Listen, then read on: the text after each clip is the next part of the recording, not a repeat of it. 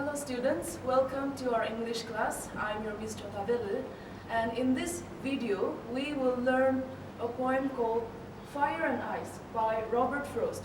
So this is from your CBSE Grade 10 English text, First Flight. Now before going to the poem, let us look into a little background of Robert Frost. Robert Frost was an American poet born in 1874 and he died in 1963. He was also known as a rural poet because of his realistic depiction of rural life and ordinary people in everyday situations. Most of his poems are upon natural elements, which you will find even in this poem. And his poems are concerned with human psychological condition. He was a notable poet and was the only poet to receive 4 Pulitzer prizes for poetry. So that's something about Robert Frost. Now before going further, I want to pose a question. Have you ever wondered how this world will end? You might have different opinions and answers to that. If you have watched the movie 2012, you know that it's about the end of the world and how the floods destroyed the entire world. So you see here, people have different ideas and theories about the end of the world. In this particular poem, the poet brings in 2 natural elements, that is fire and ice. He talks about how fire and ice can bring probable end to this world. So let's go to the first stanza of the poem.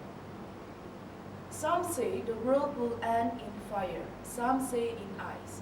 From what I have tasted of desire, I hold with those who favor fire.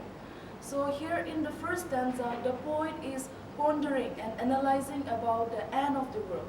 He brings in 2 possible causes for the end of the world. The age-old question or debate of whether the world will end in fire or in ice. On one side of the debate are those people who are in favor of fire. They believe that the heat and passion will end the world. On the other side of the debate are those people who are in favor of ice. They believe that the ice will freeze the entire world. So in this stanza, the poet is trying to convey that the negative traits of humanity, like greed and jealousy, are likely to end the world.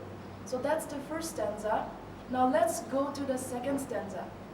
But if it had to perish twice, I think I know enough of hate to say that for destruction, ice is also great and would suffice. So the poet is pretty sure about the destruction of humanity.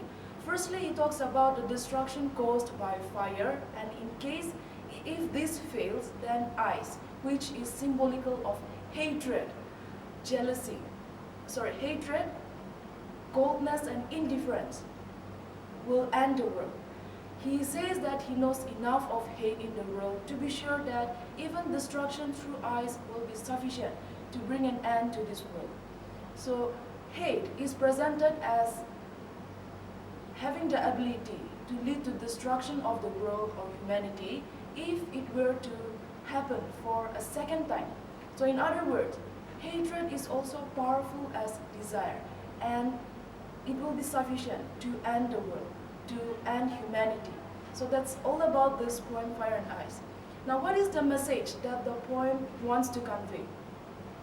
Now we know the symbolical meaning of fire and ice. Both fire and ice are equally destructive and can bring about an end to this world. So the poem conveys the message. The poem conveys that the destructive result of bearing ill feelings like hatred, jealousy, coldness, and indifference towards others. It is only through love, equality, mutual understanding, and sympathy for one another that can help in establishing peace on this earth. So it is a message to all of us to live in peace and in harmony. So that is all about this poem. I hope you have learned something. I'll see you in the next video. Till then, take care.